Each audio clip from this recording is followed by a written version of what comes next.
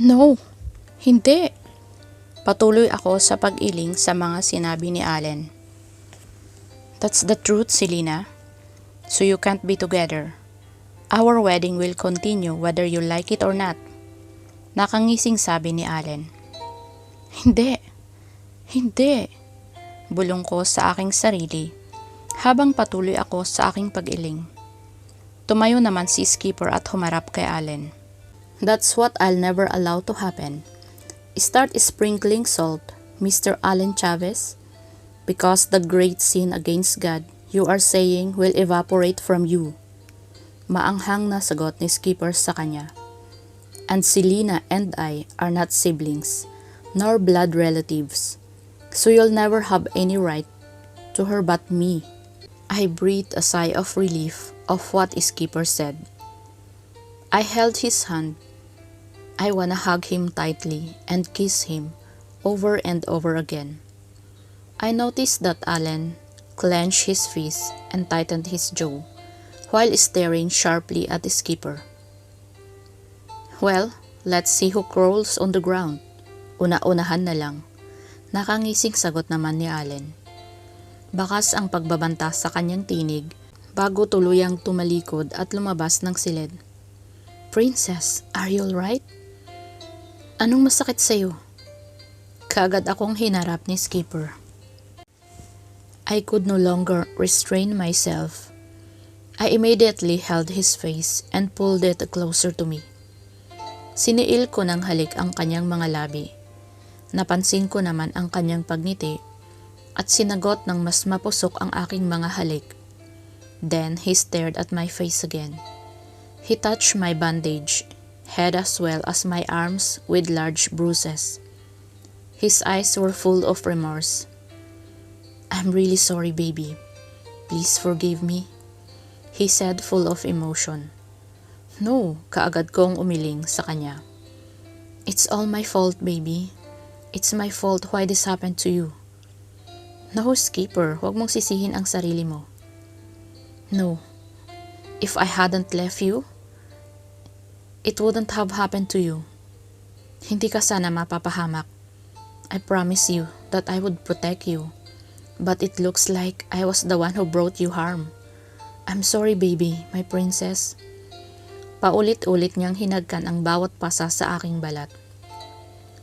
Hindi matumbasan ang saya na aking nararamdaman dahil nakikita ko kung gaano siya nag-aalala para sa akin. Ngunit sa kabilang banda, ay napupuno ako ng mga katanungan tungkol sa aking pagkatao at sa mga nalaman ko. Pero alam mo rin na maaari kaming magkita ni Senyor sa inyong mansyon, hindi ba? Napatungo si Skipper at hindi nakasagot. Napahinga ako ng malalim. Wala na akong ibang pang maisip na paraan para malaman mo ang katotohanan. I hope you understand that I'm not in a right position to tell you the truth. I have no right, baby.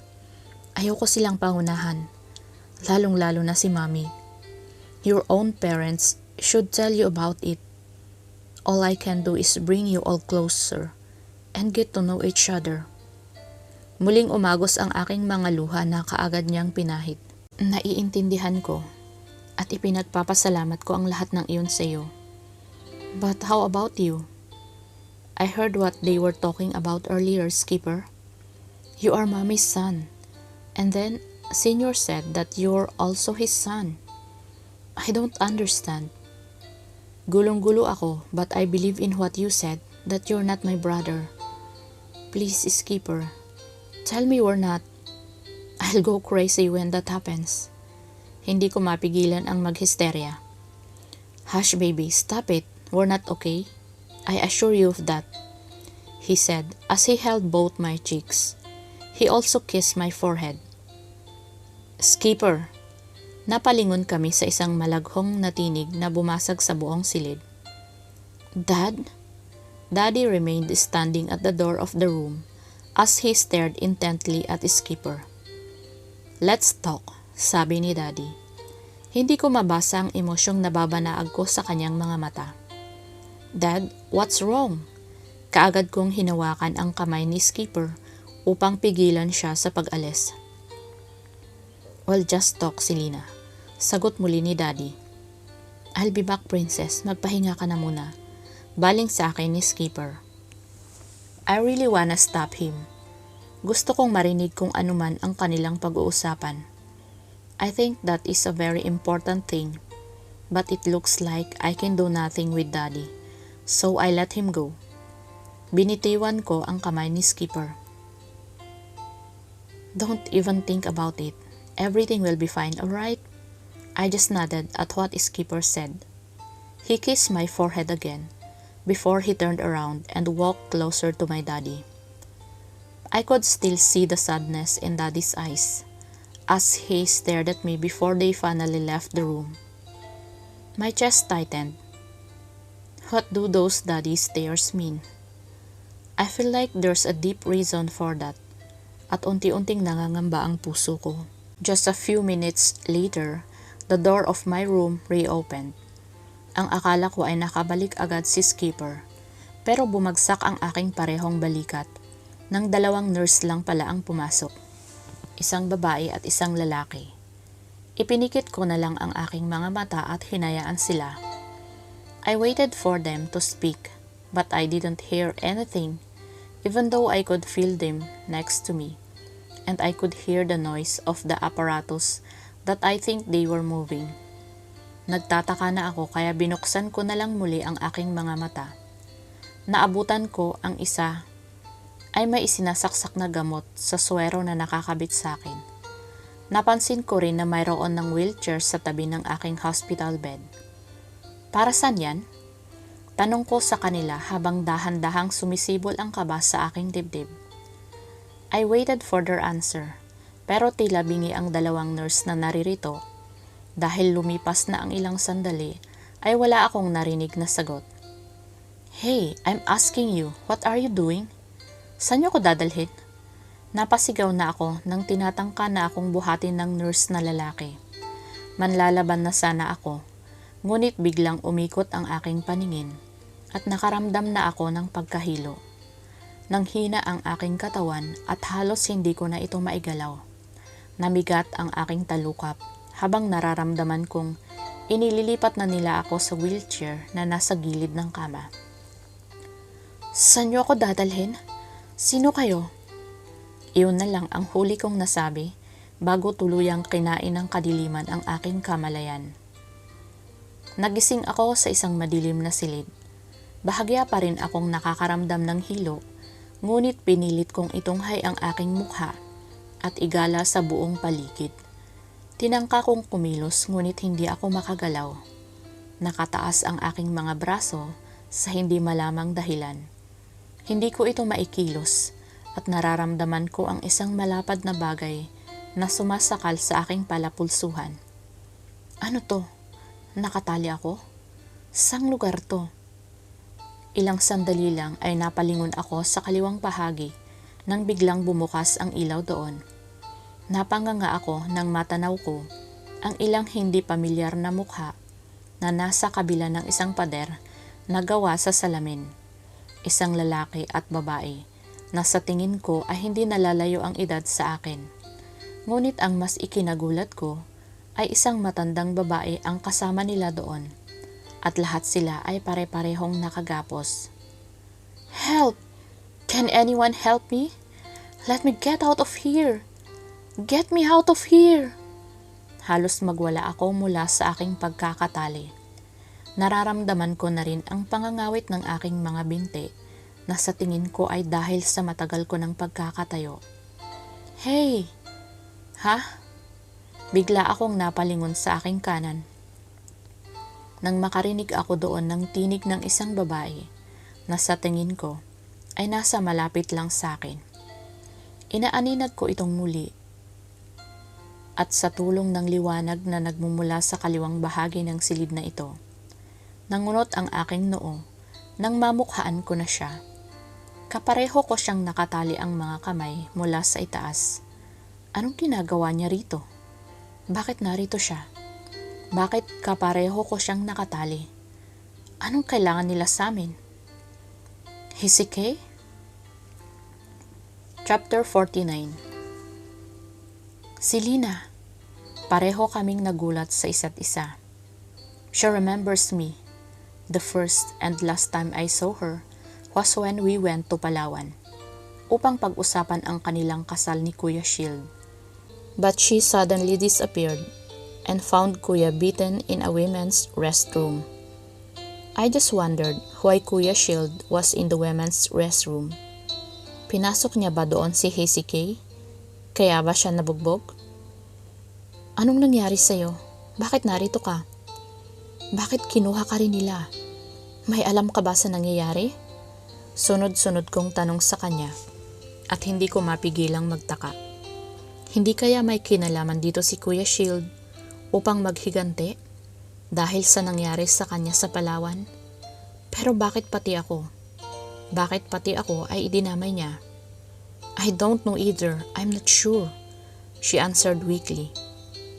You're not sure but you have an idea. Who's the devil did it? And what does he need from us? Hindi ko mapigilang sumigaw. Kung si Kuya Shield man ang may kagagawan nito, humanda talaga siya sa akin. Naputol ang sasabihin niya nang makarinig kami ng pagkalabog na tila bakal. Kasunod niyon ay pag-ingit na tila binubuksan ang pinto. Who's that? Sigaw ko habang inaaninag sa dilim ang kung sino mang tao sa paligid na ayaw magpakita. Kasunod niyon ay ilang yabag na parabang patungo sa aming kinaroroonan. Sino kayo? Anong kailangan niyo sa amin? Parang awa niyo na, pakawalan niyo kami dito. Hazy K shouted. I could feel the fear in her voice. Get the fucking out of there. Show us your damn stupid face. Sigaw kong muli. Kung makakawala lang ako dito, ay pupulbusin ko kung sino man ang may pakana nito. But I was stunned when we heard a giggle from the darkness. A woman's voice. Silly, she said sarcastically. Who is that dumb bastard? Hannah? Is that you? Pakawalan mo kami dito. Napalingon ako kay Hazy K dahil sa kanyang sinabi. Kilala niya to. And why would I do that? Ngayon ay wala na akong magiging kaagaw pa kay McLaren. Matutuloy na ng tuluyan ang aming kasal dahil mawawala ka na sa mundong ito. My forehead furrowed. I was a little dazzled when a light suddenly turned on in front of us at dito ay lumitaw ang isang maganda at eleganteng babae. He's not familiar to me. Wala na bang natitirang awa dyan sa puso mo? Kapatid mo ako, Hannah. Minahal kita ng sobra. I was stunned by what Hazy K said. They are fucking siblings? But why is she doing this to her own sister? Wala akong kapatid na makasarili. If you really love me, and if you really consider me as your sister, you will let McLaren marry me. But there you are. You are dumb blocking my happiness. She also shouted at Hazy K. There was anger in her eyes. Hannah, I'm pregnant. Magkakaanak na kami ni McLaren. And this is your niece. It's your blood too. I was even more surprised by what Hazy K said. I looked down at her stomach and I could see the small bulge in her abdomen. Suddenly, I became worried about her condition. She was bound and may have spent several hours standing there, and the baby in her womb may be affected. I'm pregnant too. McLaren is the father of my child, so we have to get married. You are the eldest, so you have to give in to the youngest. Sigaw rin ng kanyang kapatid, pero hindi makatingin ng tuwid kay Hazy K at bahagya pa siyang nautal. Sa kanyang tiyan naman ako napatingin at hindi ito katulad ng tiyan ni Hazy K. Kitang-kita ang impis niyang tiyan sa dress nitong napakahapit sa katawan. Nakuha pa niyang magsuot ng napakataas na heels. Just in case she's pregnant. Why is she not even worried about it? Tss, stop your bullshit drama. I don't think you're really pregnant. Your stomach is so flat and I think there's no child in it. Naisipan ko nang sumabat. You shut up! Sigaw niya sa akin.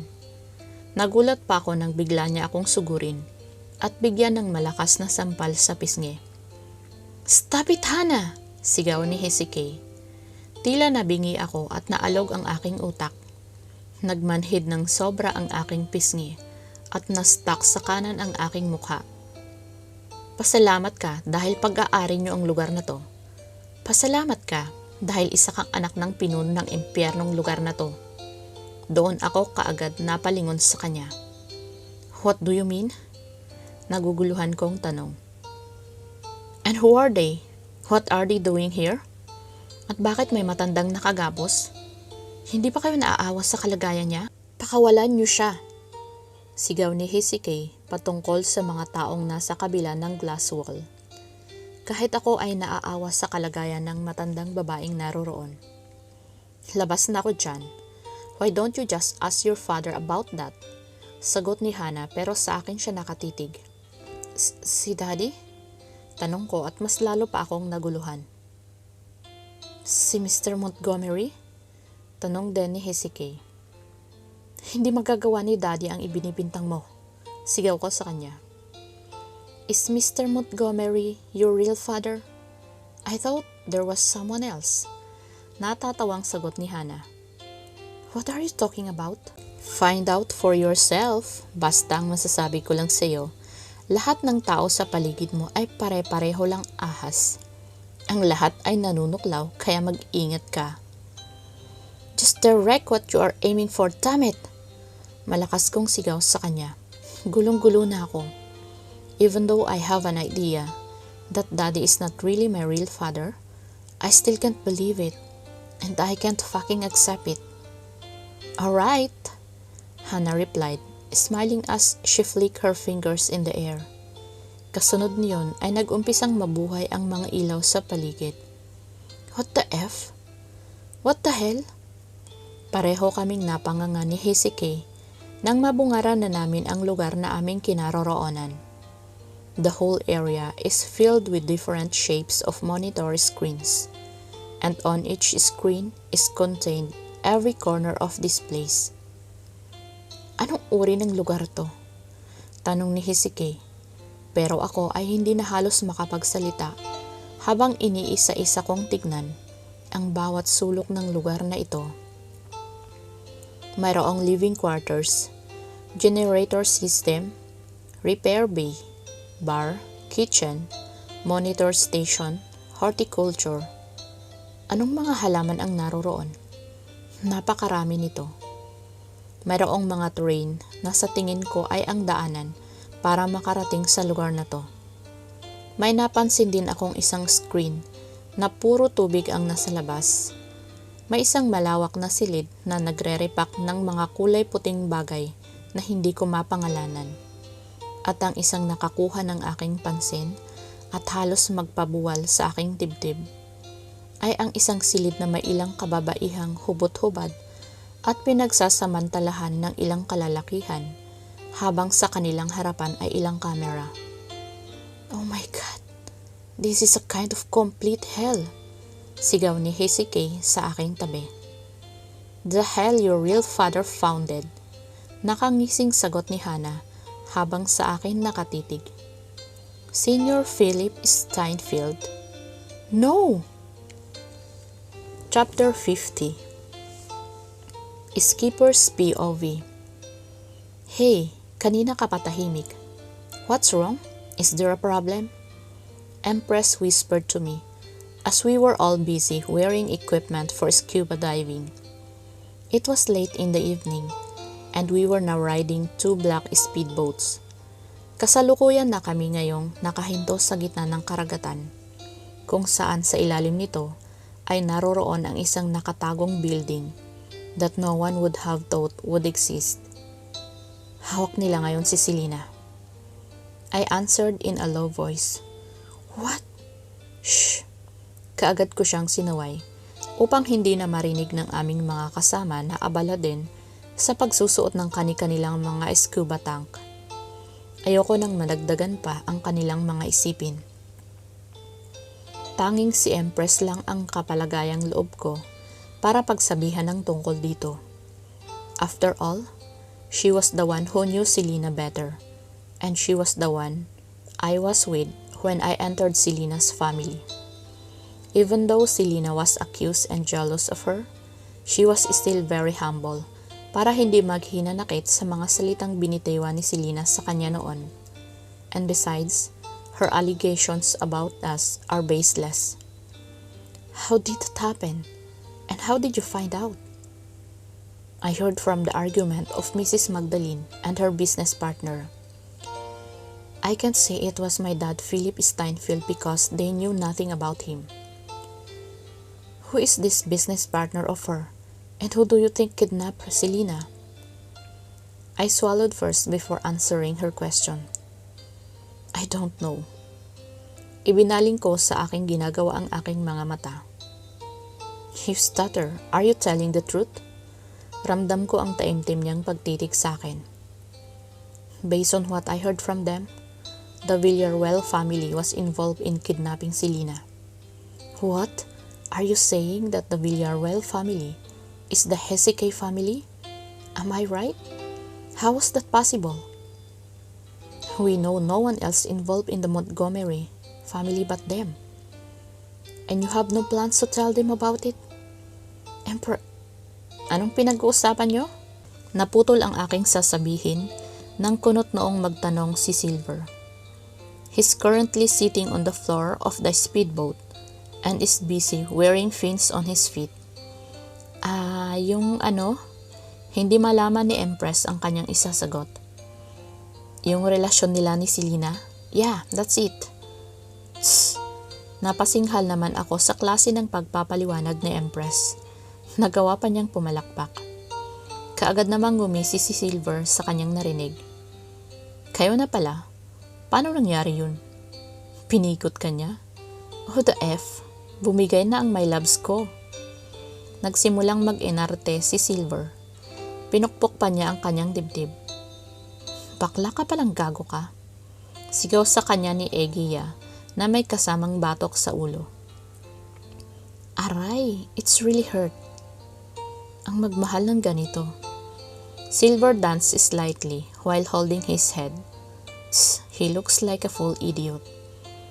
Gago talaga, Egia said while wearing underwater weapons on her body. Manahimik nga kayo. Mabubulilyaso tayo sa ginagawa nyo. Saway ni Glacy na nasa kabilang speedboat kasama si Andre. Glacy is one of the serious agents in our group who is just like Andre and Angel. Sa ngayon ay walang naiwan na agent sa safe house dahil kailangan namin ng puwersa sa paglusob sa lugar na ito. Kung tutuusin ay kulang na kulang kami. We're not sure how many groups of demons are under this ocean right now. It's only our abilities that we need to trust and hold on to. Hopefully, we'll win this battle. All we know, Angel didn't inform General about this. We had no idea why that was her decision, but we just respected it. We have a lot of trust in our leader. So, do you have any idea where she was taken? Pabulong muling tanong ni Empress. Kung saan tayo pupunta ngayon? I grip my gun tightly around my waist. Never let them try to hurt Selena. Hinding-hindi ko sila sasantuhin. I can kill them all. Ready? Glacy asked as she waved one hand in the air. We're all ready. We nodded together and dived into the water. Our destination was too dark and deep. We need to be more careful, especially in the wild seas. If there's one here in the area that we found, a tunnel towards the hidden building. How did I find out? In the blueprint I found in the basement of the mansion. This is the real reason ng pag-uwi sa mansyon ni Daddy.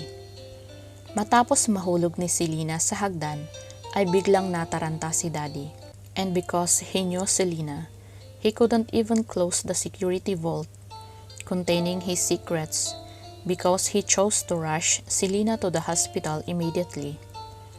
Ang blueprint naman na pinakatatago ni Daddy ay ang blueprint ng underground building na matatagpuan sa pusod ng dagat at nagngangalan itong Philin Corporation dahil ito ay pinamumunuan ng dalawang taong may kaugnayan sa buhay naming dalawa ni Selena. Philin Corporation is a drug laboratory that produces billions of dollars worth of drugs. Ibinabagsak ito sa black market at ipinangangalat naman ito sa buong Asia.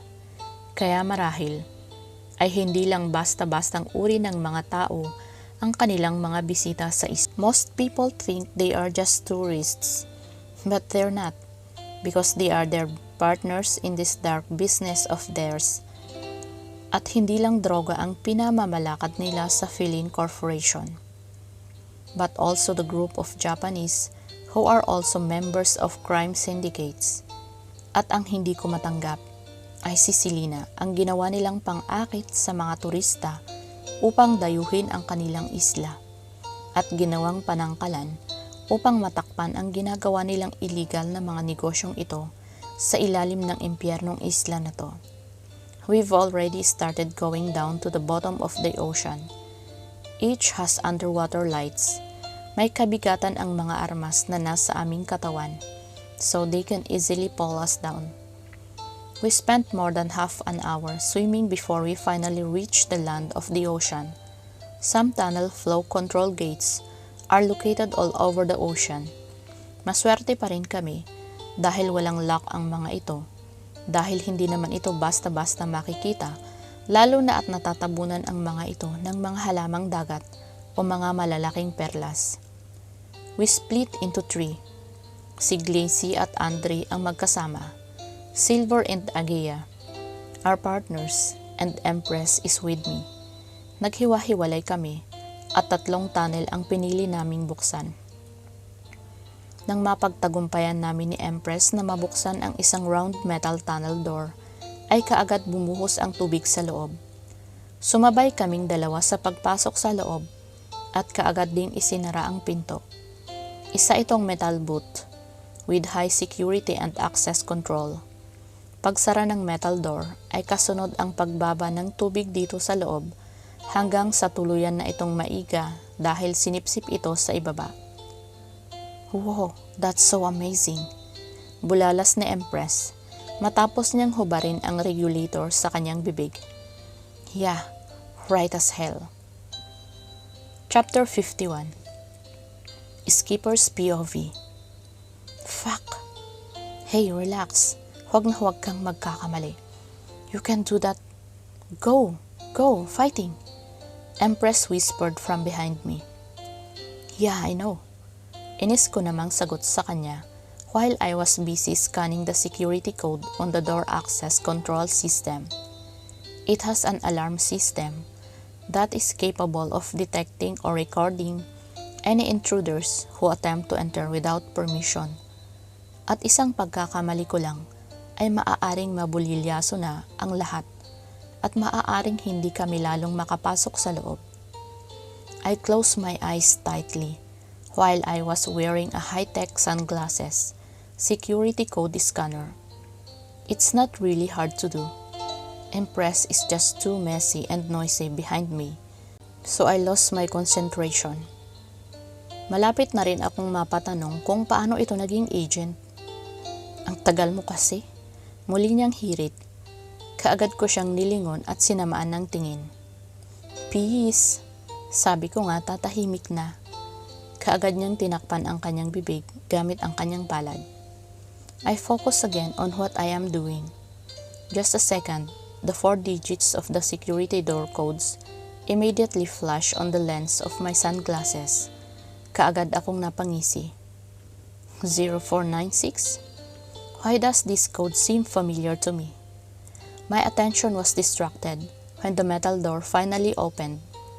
Our senses became alert. We immediately picked up our luggage and carefully went inside. Walang gaanong tao sa parteng ito, pero natatanaw namin ang ilan sa di kalayuan. I just noticed that they were all wearing the same white robe all over their bodies, as if they were their uniforms.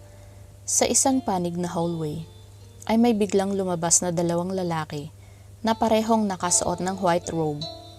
Kaagad kong hinila si Empress sa malapit na pader upang magtago. Ngunit nanlaki ang aking mga mata nang muntik nang magkadikit ang aming mga mukha. I was the one leaning against the wall while she was the one leaning on my body. I glared at her when she smiled at me as if she was happy with our position right now. Amoy isda ka? Nakangisi niyang bulong sa akin at saka lumayo. Mas lalo ko siyang sinamaan ng tingin, but I secretly smelled myself if what she said was true. Malamang galing kami sa dagat. Pareho pa nga kaming basa eh. Nakita mo ba yung anak ni Boss Magdalene? Si Ma'am Selena, pre. Ang ganda talaga at ang kinis, pre. Oo, pre. Ang sarap paglamayan sa buong magdamag. Nagwawalang alaga ko, pre. Baka naman pwede nating i-request yun kay Ma'am Hana. Kahit isang gabi lang, nangangati talaga ako eh. Nagpanting ang aking tenga sa aking mga narinig. They passed the wall where we were hiding. I immediately dropped my bag on the floor and headed to the hallway where they were walking. I grabbed both of their shoulders and then pulled them to face me. Paglamayan pala ha. Nakangisi at mariin kong sabi sa kanila. Anong? Their eyes widened in shock. I immediately punched one of the bastards in the mouth. As my arm receded, my elbow hit hard on the mouth of one of his companions. Gustong-gusto ko talagang durugin ang kanilang mga bunganga gamit ang aking mga kamao. An asshole whose mouth was currently bleeding was trying to scream when I quickly grabbed both sides of his head and I slammed it hard against the wall. Kaagad din akong yumuko nang maramdaman ko ang pagsugod ng isa mula sa aking likuran. Kaya ang kanyang kamao ay muli ring tumama sa kasama niyang lalaki na nasa aking harapan. Kaagad itong bumulagta sa sahig. I quickly turned to one and gave a strong flying kick to his fucking dirty face. Sumubsob ito sa sahig. I immediately grabbed his wrist tightly and I didn't care if his bones in his arms would break. Iniikot ko ito sa kanyang likuran. Binunot ko ang isang baril na nakasiksik sa aking bewang. Kaagad ko itong kinasa at ibinaon ito sa kanyang sentido. Where did they hide si Lina? Mariin kong tanong sa kanya. Hindi ko alam. Sasabihin mo ba o buhay mo ang kapalit? Idiniin ko ang aking tuhod sa kanyang spinal cord. Masakit! Tama na! Bakas ang matinding sakit sa kanyang mukha. Maigsi lang ang pasensya ko. I will not waste a single bullet on you, but I'll assure you now that this is your last fucking breath. Parang awa mo na. Sasabihin ko na. Spill it. Sa monitor station. He groaned after I hit the gun I was holding on his head. Kaagad siyang nawalan ng malay. Wow, what a cool fight! I turned to Empress when she screamed, and my jaw almost dropped when I saw her punching and kicking in the air. Gusto kong mapakamot sa aking ulo at bigwasan ang babaeng ito. Mukha kang baliw. What if you just help me here? Inis kong saad sa kanya. Sorry, ang galing lang eh. Kaagad naman siyang lumapit at pinagtulungan naming hilain ang katawan ng dalawang pangit na to. We put them in an empty room that looked unused. We undressed them and we used their uniforms so that we could move around freely without anyone noticing. Napatalikod na lang ako nang walang pasabing naghubad si Empress sa aking harapan. Tss, napasinghal na lang ako. O bakit? Saan pa ba ako magbibihis? Wala namang bathroom dito. Hindi ko na lang siya sinagot at inabala ko na lang ang aking sarili. Pagsusuot ng headset upang makontak ko na ang iba pa naming mga kasama. Gayon din ang mga armas na aming mga dala ay isiniksik ko sa lahat ng parte ng aking katawan na maaari nitong kalagyan. Matapos ay muli kong inilabas ang hawak kong blueprint at saka namin sinunson ang daan patungo sa monitor station. Selena's POV. Seraphine Montgomery is my only father. I yell at this bitch girl, Hannah. Oh wow, Don't claim a father who is not yours. Sarkastiko niyang saad, kasabay ng kanyang pagpalakpak at pagngisi kay Hezekiah. Buong buhay niyo ay pinaikot niya lang kayong lahat. Hannah, I turned to Hezekiah because I felt like she was trying to stop this woman from saying anything. What is it? Tanong ko kay Hezekiah.